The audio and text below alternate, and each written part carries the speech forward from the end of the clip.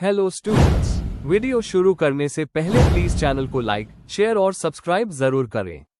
एक इम्पॉर्टेंट बात, अगर आपको इस वीडियो के नोट्स चाहिए तो डिस्क्रिप्शन बॉक्स में दिया गया डाउनलोड लिंक चेक करें। Thank you. चलिए शुरू करते हैं। इस वीडियो में हम पढ़ेंगे BPSC 102 constitutional government and democracy in India के प्रीवियस ईयर क्वेश्चन और most important questions with answers. ये क्वेश्चंस आपके एग्जाम के लिए बहुत इंपॉर्टेंट है। अगर आपने ये अच्छे से कर लिए तो एग्जाम निकलना पक्का है। Let's begin. इस वीडियो में हम कवर करेंगे question 1, describe the salient features of the Indian constitution. इस क्वेश्चन में हमें इंडियन कॉन्स्टिट्यूशन के मेन फीचर्स और स्ट्रक्चर बताने हैं। Question 2, describe the basic philosophical tenets of the Indian constitution. इस क्वेश्चन में हमें कॉन्स्टिट्यूशन के पीछे के मैं विचार और प्रिंसिपल्स समझाने हैं। Question 3, describe the nature and significance of fundamental duties in the constitution. इसमें हमें बताना है कि फंडामेंटल ड्यूटीज क्या है और क्यों इंपॉर्टेंट है। Question 4, right notes on the following in about 200 words each.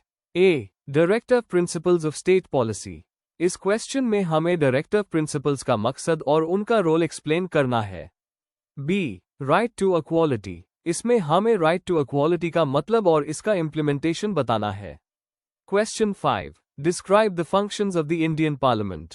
इस क्वेश्चन में हमें पार्लियामेंट के काम जैसे कि लॉ बनाना, पैसा अप्रूव करना और गवर्नमेंट को चेक करना एक्सप्लेन करना है। Question 6, examine the position of the president and prime minister in Indian political system. इस क्वेश्चन में हमें प्रेसिडेंट और प्राइम मिनिस्टर के रोल्स और पावर्स का एनालिसिस करना है। Question 7, critically examine the emergency provisions in the Indian Constitution. इसमें हमें बताना है कि इमरजेंसी के टाइम कॉन्स्टिट्यूशन क्या पावर्स देता है और उनका इम्पैक्ट क्या होता है। Question 8, write notes on the following in about 200 words each. A, working of local self-government (LSG) in India. इसमें हमें बताना है कि पंचायती राज और अर्बन लोकल बॉडीज कैसे काम करते हैं। B, judicial review. इसमें हमें जुडिशियल रिव्यू का मतलब और उसका इंपॉर्टेंस एक्सप्लेन करना है। अगर आपको इस वीडियो के नोट्स चाहिए तो डिस्क्रिप्शन बॉक्स में दिए गए डाउनलोड लिंक को जरूर चेक करें। Thank you. Question 1, describe the salient features of the Indian constitution. Question explanation. इस क्वेश्चन में हमें इंडियन कॉन्स्टिट्यूशन के सबसे इंपॉर्टेंट फीचर्स के बारे में बताना है, जैसे कि ये सबसे लंबा लिखित संविधान है, फेडरल सिस्टम के साथ स्ट्रॉन्ग सेंटर है, फंडामेंटल राइट्स, सेक्युलरिज्म और पार्लियामेंट्री सिस्टम जैसे पॉइंट्स कवर करने हैं। Answer, introduction. भारतीय संविधान जो 1950 में लागू हुआ था, देश का सुप्रीम लॉ है। इसमें गवर्नमेंट के प्रिंसिपल्स, पावर्स और स्ट्रक्चर डिफाइन किए गए हैं। सेलिएंट फीचर्स का मतलब है वो खास बातें जो संविधान को यूनिक बनाती है। डॉक्टर बाबा साहेब अम्बेडकर इसके मुख्य शिल्पकार थे। He is called father of Indian constitution. संविधान का मेन गोल है जस्टिस, लिबर्टी, इक्वालिटी और फ्रेटर्निटी को एस्टेब्लिश करना। Main body. 1, सबसे लंबा लिखित संविधान। भारतीय संविधान दुनिया का सबसे लंबा लिखित संविधान है। शुरुआत में इसमें 395 आर्टिकल्स, 22 पार्ट्स और 8 शेड्यूल्स थे। आप कई अमेंडमेंट्स हो चुके हैं। यह बेसिक लॉ के साथ साथ डिटेल्ड एडमिनिस्ट्रेटिव रूल्स भी बताता है। कठोरता और लचीलापन का संगम। कुछ केसेस में ये रिजिड है, जैसे फेडरल स्ट्रक्चर, और कुछ में फ्लेक्सिबल, जैसे अमेंडमेंट प्रोसेस। आर्टिकल 368 के तहत 3 तरीके से अमेंडमेंट हो सकता है, सिंपल, स्पेशल और स्टेट रैटिफिकेशन के साथ। ये फ्लेक्सिबिलिटी और स्टेबिलिटी दोनों इंश्योर करता है। Federal system with unitary bias. India एक फेडरेशन है लेकिन सेंटर को ज्यादा पावर दिया गया है। यूनियन, स्टेट और कंकरेंट लिस्ट के जरिए पावर्स डिवाइड की गई है। इमरजेंसी के दौरान सेंटर और भी पावरफुल हो जाता है। Parliamentary government system. India British parliamentary system follow करता है। एग्जीक्यूटिव, लेजिस्लेचर के प्रति रिस्पॉन्सिबल होती है और पीएम रियल हेड होता है। प्रेसिडेंट नॉमिनल या सेरेमोनियल हेड होता है। फंडामेंटल राइट्स और ड्यूटीज। पार्ट 3 में 6 बेसिक राइट्स दिए गए हैं, जैसे equality, freedom, etc। Fundamental duties part 4 ए में 42nd अमेंडमेंट के थ्रू ऐड की गई थी। ड्यूटीज सिटीजन्स को अपना रोल याद दिलाती है। Directive principles of state policy (DPSP). Part 4 में ये प्रिंसिपल्स दिए गए हैं जो गवर्नमेंट को एक जस्ट समाज बनाने के लिए गाइड करते हैं। यह एनफोर्सेबल नहीं है, लेकिन गवर्नेंस के लिए एसेंशियल है। इनका फोकस सोशल और इकोनॉमिक जस्टिस पर है। सेक्युलर और सॉवरेन रिपब्लिक। प्रियम्बल के हिसाब से इंडिया सॉवरेन, सोशलिस्ट, सेकुलर और डेमोक्रेटिक रिपब्लिक है। स्टेट का कोई अपना धर्म नहीं है, सभी धर्मों के साथ समान व्यवहार होता है। सॉवरेनिटी का मतलब है कि इंडिया अपने इंटरनल और एक्सटर्नल मैटर्स में फ्री है। स्वतंत्र न्याय व्यवस्था। इंडियन जुडिशरी इंडिपेंडेंट और न्यूट्रल है। जुडिशियल रिव्यू का पावर आर्टिकल 32 और 226 के तहत दिया गया है। सुप्रीम कोर्ट संविधान का गार्डियन माना जाता है। Universal adult franchise. हर 18+ सिटीजन को बिना किसी भेदभाव के वोट देने का अधिकार है।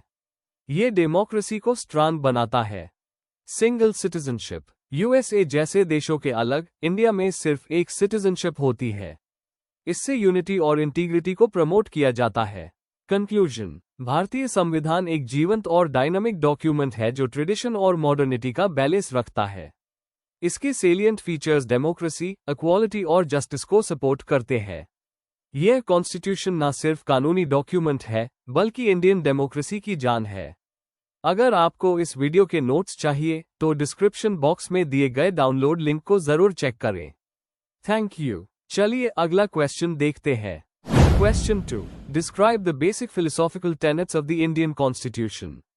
Question explanation. इस क्वेश्चन में हमें ये बताना है कि इंडियन कॉन्स्टिट्यूशन के पीछे कौन से मूल सिद्धांत या सोच छिपे हुए हैं, जैसे कि justice, liberty, equality, fraternity, secularism, democracy और रूल ऑफ लॉ। इन सभी कॉन्सेप्ट्स को अच्छे से समझाना है।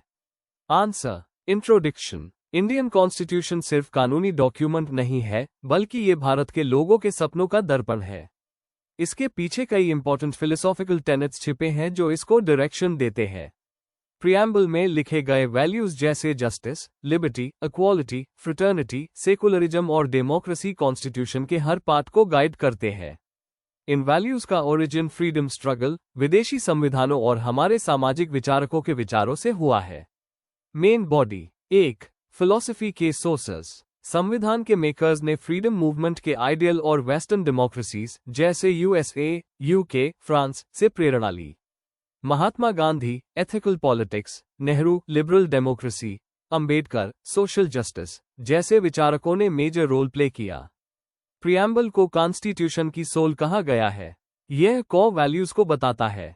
2. की philosophical principles. A. Justice, social, economic, political.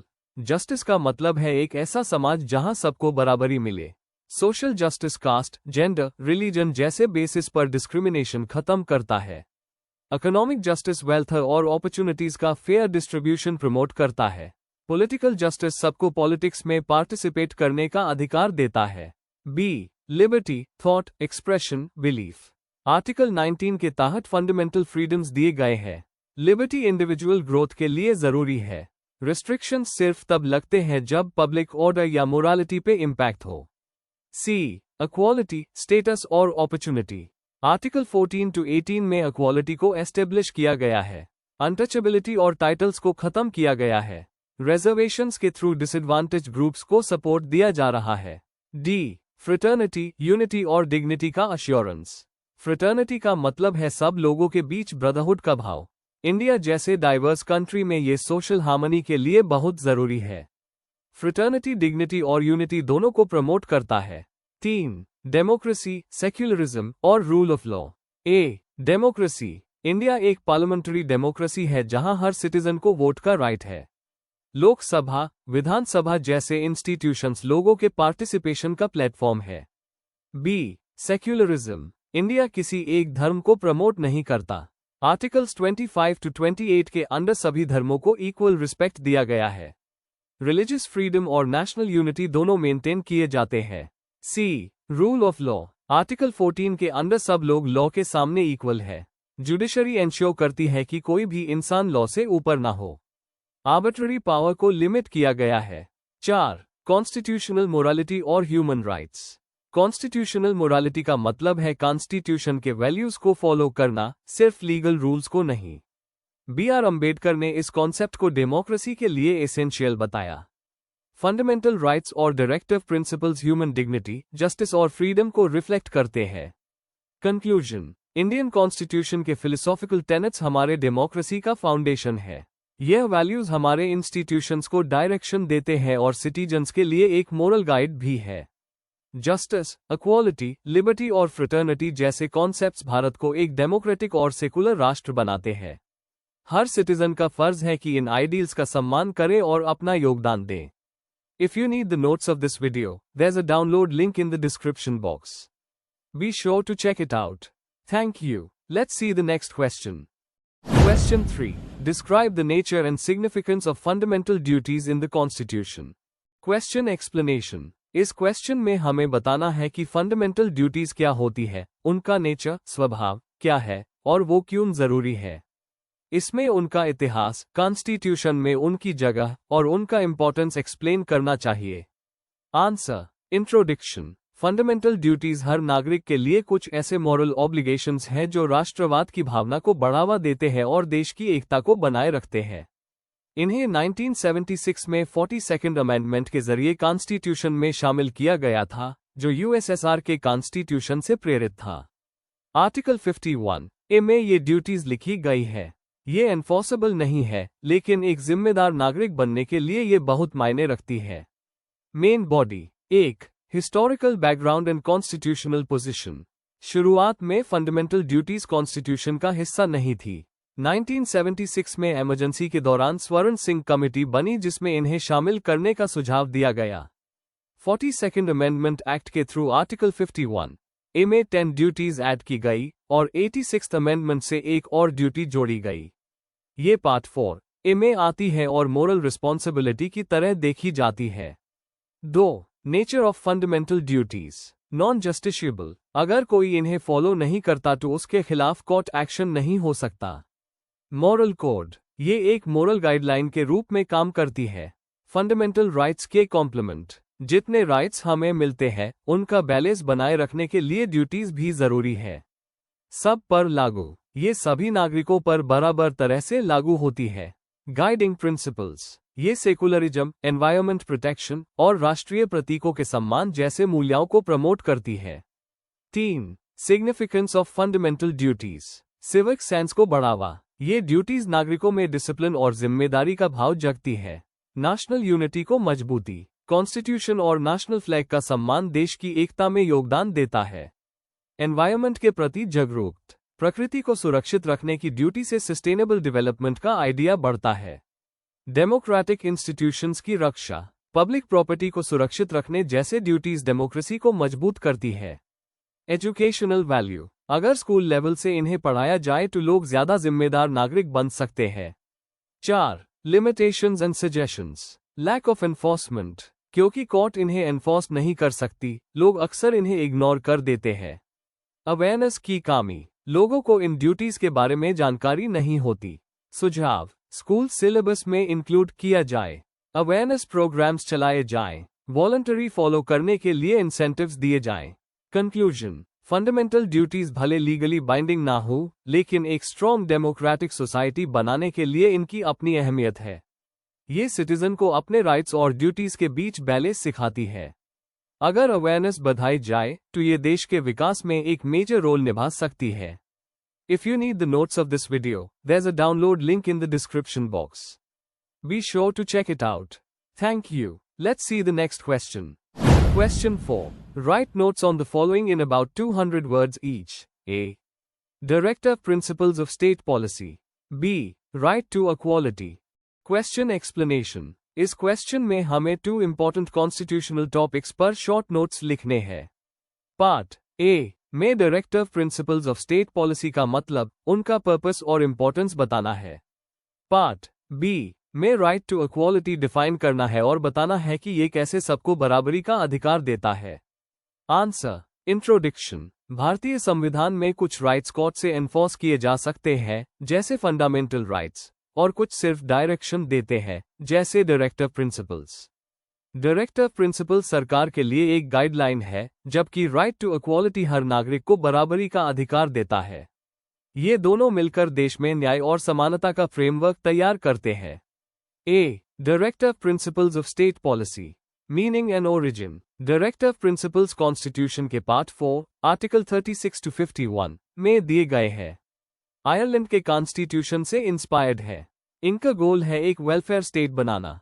Objectives and features. सामाजिक और आर्थिक न्याय को बढ़ावा देना। इन्हें कोर्ट में एनफोर्स नहीं किया जा सकता, लेकिन ये गवर्नेंस के लिए जरूरी है। यह एजुकेशन, हेल्थ, इनकम इक्वालिटी जैसे एरियाज में रिफॉर्म्स के लिए डायरेक्शन देते हैं। Examples and application. Article 39, equal pay for equal work. Article 41, right to work, education और public help. MG, NREGA, mid day meal scheme जैसे कानून इन्हीं प्रिंसिपल्स पर बेस्ड है।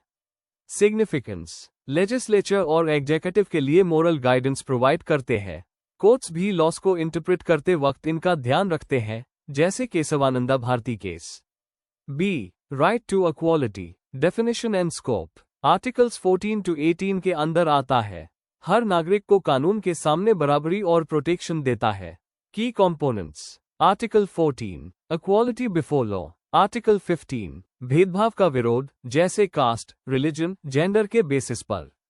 आर्टिकल 16, जॉब में इक्वल अपॉर्चुनिटी। आर्टिकल 17, अनटचेबिलिटी का एबोलिशन। आर्टिकल 18, टाइटल्स का abolition, military और एकेडमिक के अलावा। Importance and impact. समाज में डिग्निटी और फेयरनेस बनाए रखता है। पिछड़े वर्ग को अपलिफ्ट करता है। डेमोक्रेसी को स्ट्रांग बनाता है। Judicial interpretation. Indira Sawhney case में कोर्ट ने इक्वालिटी और रिजर्वेशन के बीच बैलेंस बनाया। आर्टिकल 14 को कोर्ट ने रीजनेबल क्लासिफिकेशन के कॉन्सेप्ट से और ब्रॉडन किया। कंक्लूजन। डायरेक्टिव प्रिंसिपल्स और राइट टू इक्वालिटी दोनों कॉन्स्टिट्यूशन के इंपॉर्टेंट पिलर्स हैं। DPSP सरकार को सोशल जस्टिस देने में गाइड करता है और राइट टू इक्वालिटी सबको बराबरी का भरोसा देता है। इन दोनों से जस्टिस, लिबर्टी और इक्वालिटी का विजन पूरा होता है। Before we end, please like, share and subscribe the channel for more such study materials and one important information अगर आपको नोट्स चाहिए तो डिस्क्रिप्शन बॉक्स में डाउनलोड लिंक दिया हुआ है, जरूर चेक करें। Thank you.